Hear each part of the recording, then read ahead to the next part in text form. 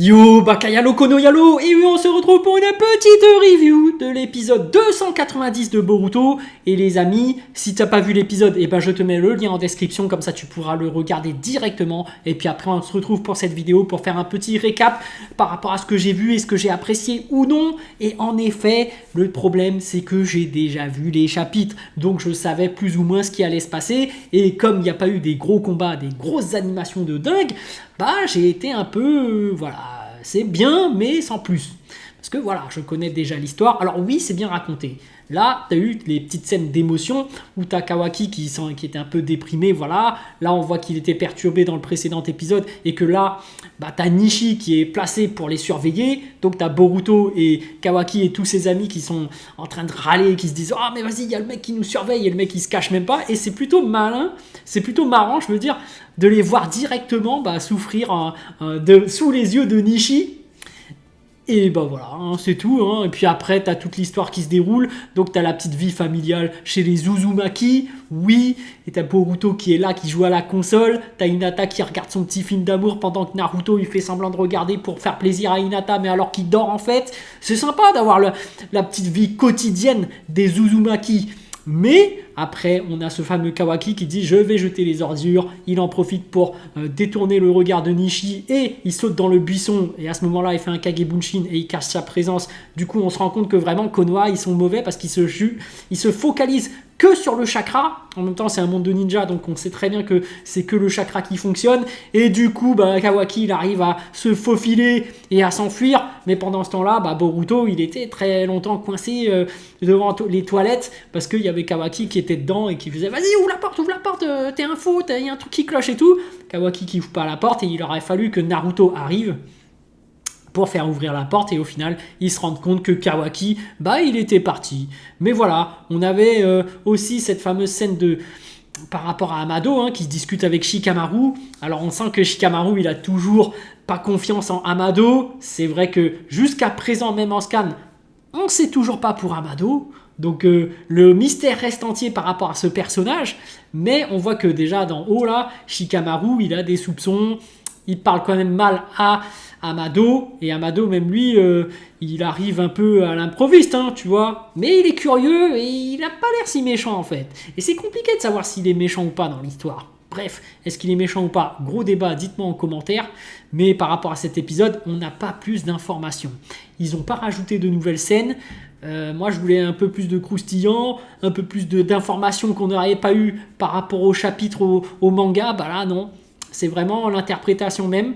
Après, tu as ce fameux passage où forcément Ada voit Kawaki qui s'en va. Elle prévient forcément Code, mais Code qui part directement à sa poursuite et il utilise ces fameux portails de ces ceintures de téléportation pour y mettre sa bouche.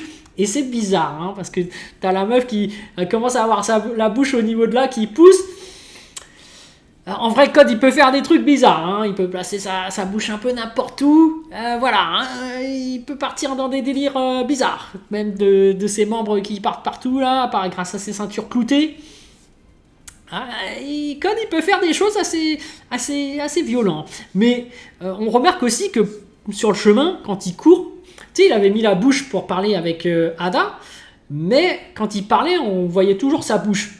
En fait, c'est ses lèvres qu'il avait mis là-bas, je pense, ou je sais pas. Moi, j'avais trouvé ça bizarre. Et même quand Ada qui parle, en fait, Code entend. Donc ça, c'était aussi bizarre. Parce qu'en fait, il aurait fallu que non seulement Code mette sa bouche là-bas, mais aussi une oreille pour pouvoir entendre. Je chipote évidemment, vous le savez, pour le bien du scénario, on va dire que ça marche. Mais voilà, on a un Code qui finalement rattrape Kawaki. On voit qu'il le prend vraiment de vitesse et qu'il y a une différence de niveau très claire. D'ailleurs, Kawaki qui n'a plus Kama, mais ce n'est pas avec ça qu'il aurait pu gagner de toute façon, parce qu'on voit vraiment qu'il est dominé par Code sans Kama. Code n'a toujours pas activé son Kama blanc. Et pourtant là, il a une maîtrise totale par rapport à Kawaki. Ceinture cloutée, paf, j'apparais derrière, il en profite pour le narguer un peu et dire t'aurais pas un peu grossi? Et tu vois, il y avait une affinité déjà entre les deux. Tu vois que les deux, ils ne s'aiment pas.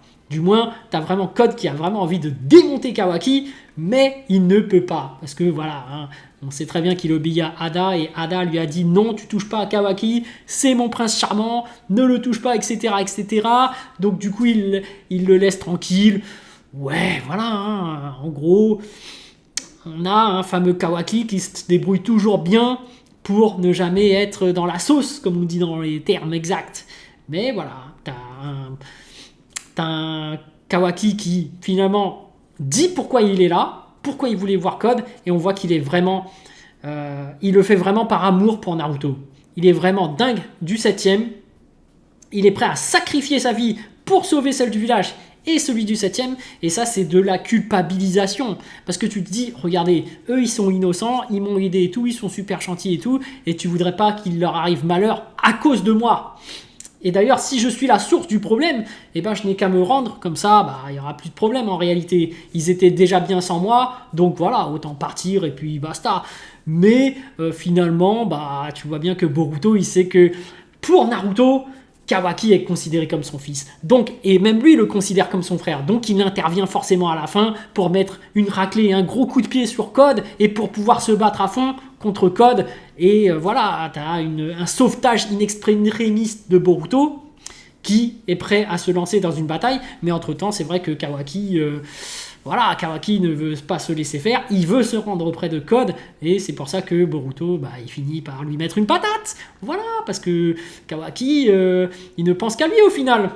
Parce qu'il pense qu'à lui par rapport à sa culpabilité, mais aussi il le fait pour les autres, mais les autres ne l'accepteront plus maintenant qu'ils le connaissent et qu'ils ont créé des liens. C'est ça le délire.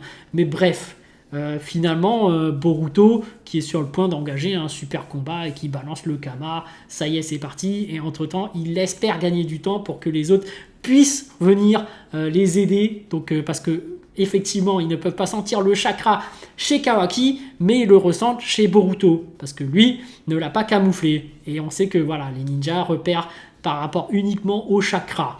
Bref, voilà un épisode sympa qui retraduit parfaitement les chapitres de Boruto.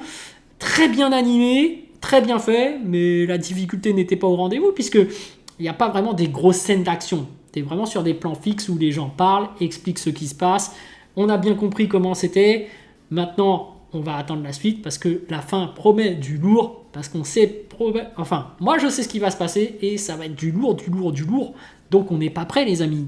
Donc, les amis, sur ce, je vous dis donc à plus dans le bus, ou plutôt à plus tard dans le car, ou plutôt à bientôt dans le bateau.